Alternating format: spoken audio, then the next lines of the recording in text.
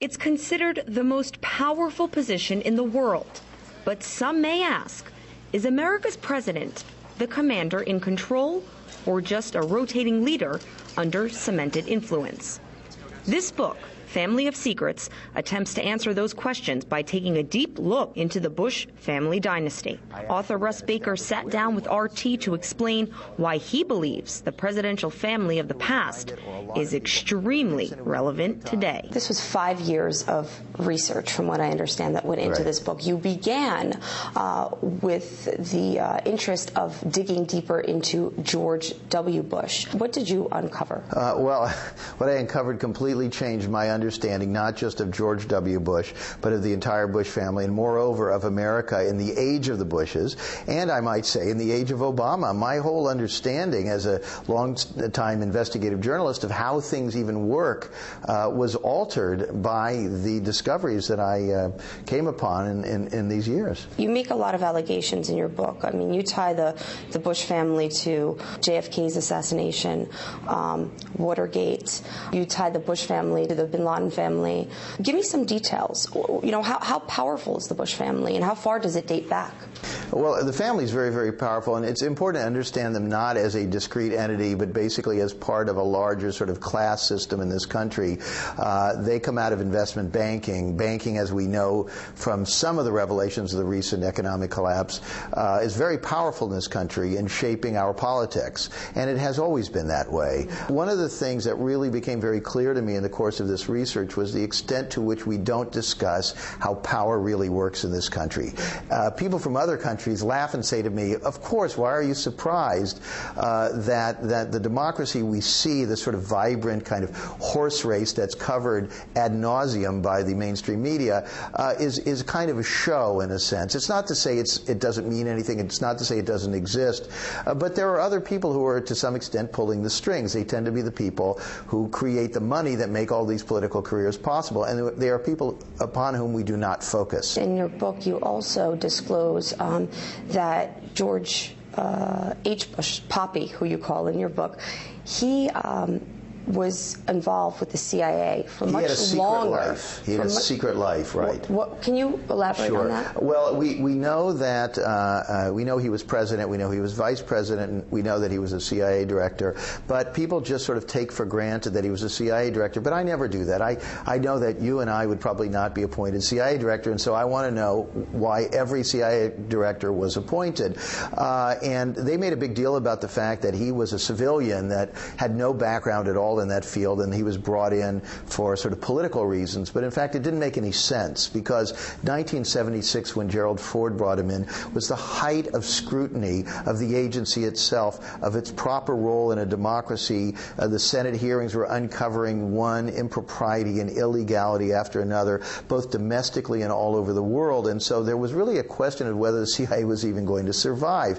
Now, of course, at that very delicate moment, why would you choose a man like George H.W. Bush, no experience in this area, also the same sort of problems his son had, even articulating himself, and it just didn't make any sense. And I thought, well, there's got to be more to it, and this is how I work. And so Family of Secrets is one revelation after another, including that George H.W. Bush actually was experienced as a spy, that he had a background that he has kept secret to the present, involved in very deep covert operations, both abroad but also domestically, operations that actually affected our presidency when he was not president, various presidencies throughout the years, the Kennedy presidency, the Nixon presidency. What I did was I just followed and I connected the dots. What is the background of this man? Once I discovered evidence that 20-some years before he was CIA director, he had a little oil company started with a CIA officer, and that their activities did not appear to be those of a credible oil company that really had almost very few clients and very little income, but of some sort of giant enterprise traveling all over the world where there was no oil, putting a rig right off of Cuba just prior to the Bay of Pigs invasion, and on and on. And so I began to see that there was another history of George W. Bush's father, of the CIA, of America in those years, and this began me to start questioning all kinds kinds of things. And I changed my view of the Kennedy assassination. I was not a Kennedy assassination theorist of any kind. I understood that Lee Harvey Oswald was believed to have done it, and that was the end of it for me. But once I started discovering things like how George H.W. Bush could not remember where he was on November 22, 1963, I said, boy, this guy's already such a mystery to me. I've got to keep looking. And boy, did I find things. 4 chapters, all new material on that. Then I go forward toward Nixon, which you referenced. I now knew that H.W. Bush was involved with the CIA in all of these years, when he was a congressman, when he was an oilman, and so forth. And so I wondered, what was he doing when Richard Nixon was forced out of the White House? Because if you think about it, all of those things, in a sense, are a kind of a coup d'etat.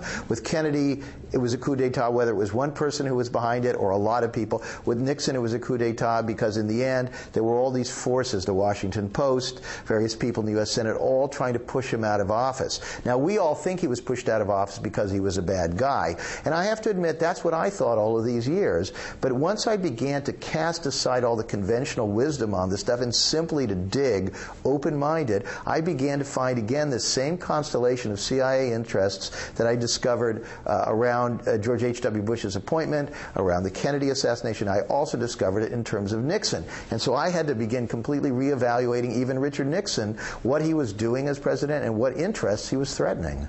So ultimately, what were the powerful forces that put George H.W. Bush into the White House and subsequently his son? For lack of another term, I'd say the oligarchy. I mean, you're basically looking at interests that, again, people in any other country would appreciate.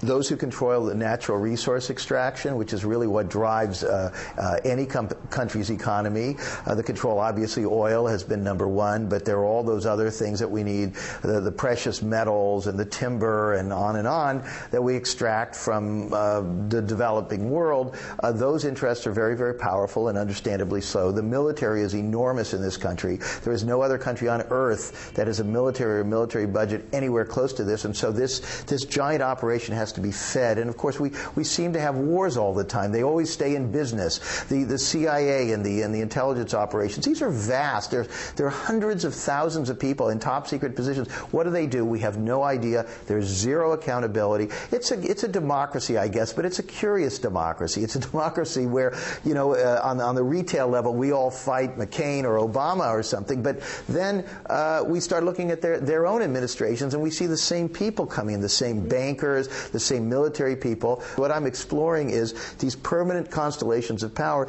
that keep kind of hem Obama in. Why did Obama choose Robert Gates, who'd been CIA director for George H.W., Pentagon chief for W? He keeps him in the same position. Why does he bring in these same bankers who were all involved with the deregulation to fix things? Why?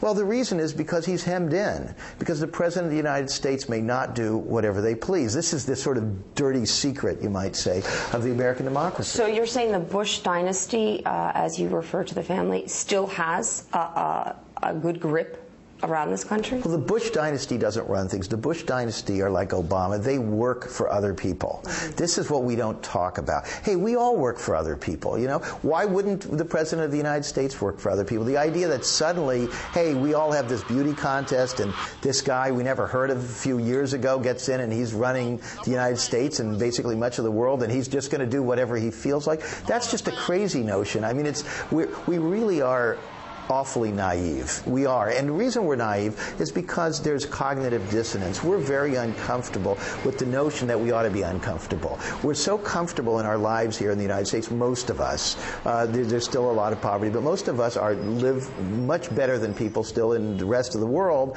and we're very comfortable. And we don't really want to bother our consciences that much, and so we give a little bit of money to this charity and that charity, and we support one candidate, and we curse another candidate, and that's the end of our involvement. But if all of us had to sit up and kind of take stock of the reality of that, our democracy doesn't really work very well. Why is a 50-year history on a very powerful family, which no longer is in the White House physically, right. Why is it relevant today, and why should Americans care right now? Well, again, it's relevant because, first of all, many of the people they put in are still in. Not just Gates, there are dozens, scores, hundreds, thousands of people that they placed throughout the government that are still there. The people in the Pentagon are not accountable to us. Many of them were put in by them. Many of the policies were instituted by them. Jeb Bush is apparently already on his way to an eventual presidential bid. Yes, they're rewriting the history of George W. There's a nephew who's already entering politics. So both the family is still relevant, but more importantly, the things that they are involved in, the people who they serve, let's say the interests who they serve, are very much still running the show. And whether it's Barack Obama or the next person after him, if we don't start paying attention to the reality, to sort of wake up and splash some cold water on our faces, we're just going to keep living in this mess. And it's a mess that's growing. We're not addressing climate change. The way things are going, the scientists tell us there may be no life on Earth in less than 100 years. I don't know what could be bigger than that. Why does nothing get done about that? Well, you have to look at the corporate interests who block the will of the people, that is, that we want to fix this thing. Wall Street, the will of the people is we want to shake that up, we want to fix it, but nothing happens. Health insurance, the will of the people is they want health insurance, and boy, we can't seem to get it. Now, why is that? It's because the democracy is not really working. And the reason it's not really working is because of these interests that we don't talk about. What does the Bush influence and what you've outlined in your book mean for America?